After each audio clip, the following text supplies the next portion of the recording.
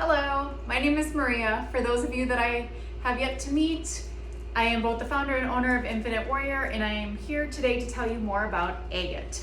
So if you've been watching these videos at all, you probably saw a video on blue lace agate, and I did promise at least one more. Today we're going to talk about agate in general, and then there will be additional videos on specific agate stones that have other properties beyond what I talk about today.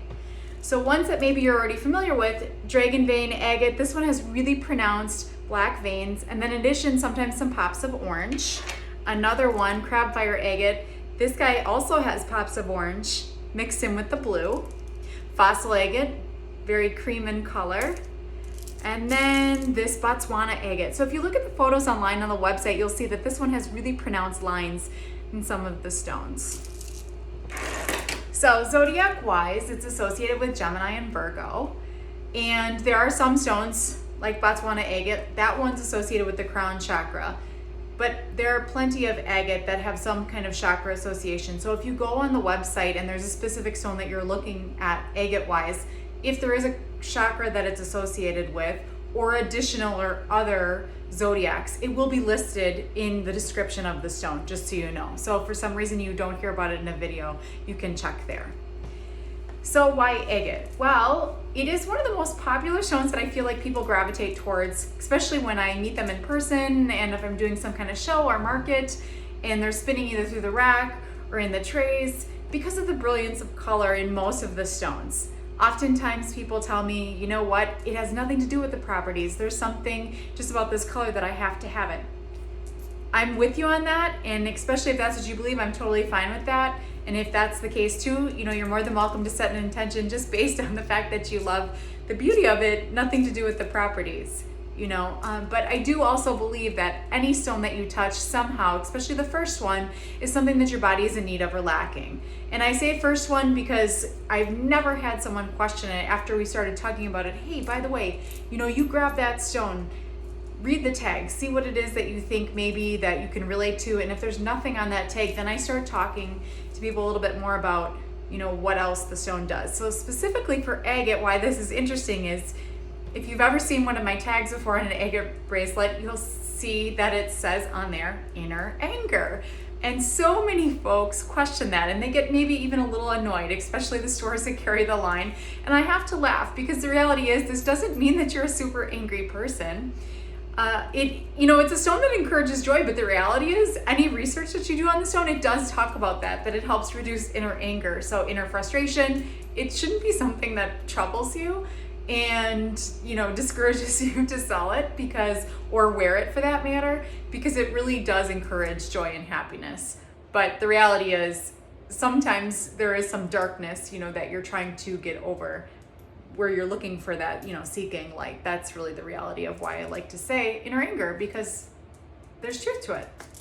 Okay, so where does the stone come from? Well, the name actually originated from a Greek philosopher dating back between 4th and 3rd centuries BC. And to this day, it is funny how many people say the name incorrectly. It is spelled Agate, and I know myself in the beginning when I first started learning and reading about it, I was pronouncing it wrong. Several people call it Agate or Agate, but if you look to do any research on it and look at the correct pronunciation, it is agate. How is this stone found? Now this is really cool. So it actually is found in the cavities of volcanic rock. So the little nodules that are found are actually layers of volcanic liquid. So what happens is the gases get trapped inside of the liquid volcanic rock, and those turn into vesicles. And what happens there is then the silica-rich liquid from the lava material, the volcanic material, starts to create layers in those cavities. And that first layer is the primal layer, and then that continues on. But why that's interesting is because if you look at this stone, this Botswana agate, if you can see the lines in there, that completely explains what I just talked about, the layers, right? You can see the striping in there, each color just coming in a little bit differently, each layer.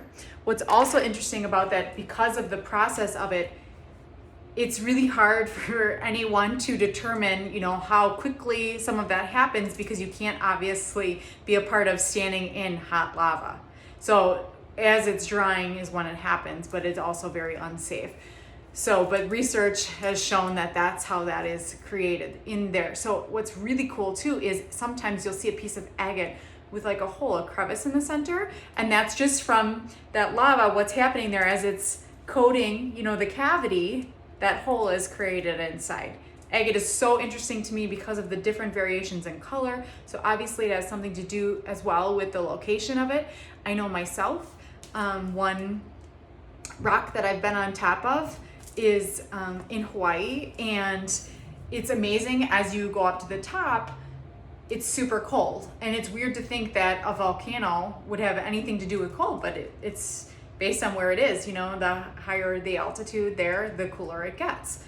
Something else interesting about this is how noticeable it is, obviously, against lava. So lava isn't necessarily sharp black. It has more of like a gray, dusty tone. Sometimes it has more of like a dark rust color. So these nodules that are found are absolutely beautiful and stunning because they are different when it comes to color. It has a tendency to pop against that, as you see.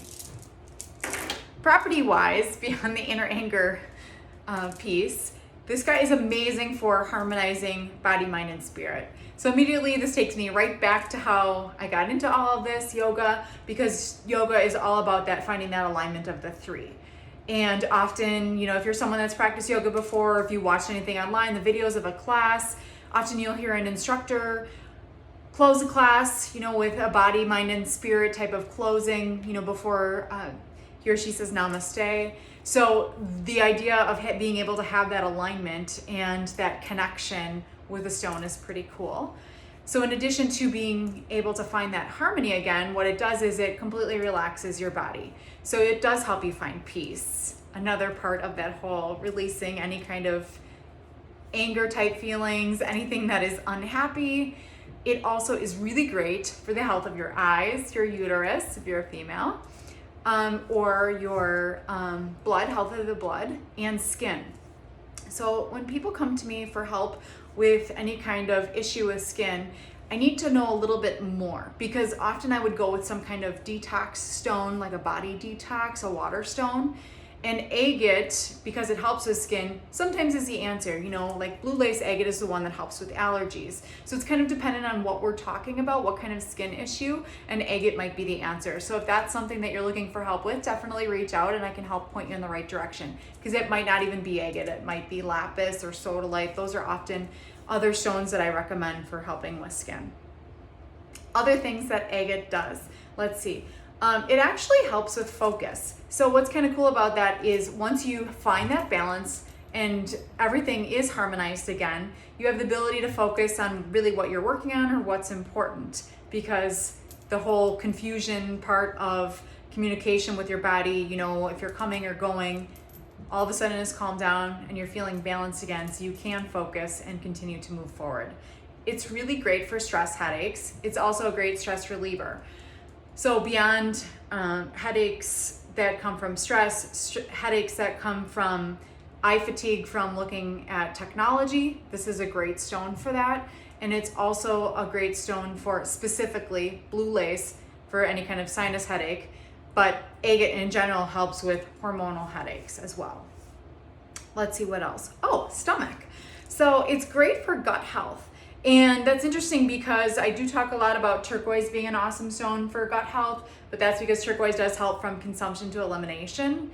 This guy right here just helps immediate stomach balance. So if you're feeling uneasy, if your nerves are in your stomach, as I like to say, and that's something that I can relate to, agate is amazing for that.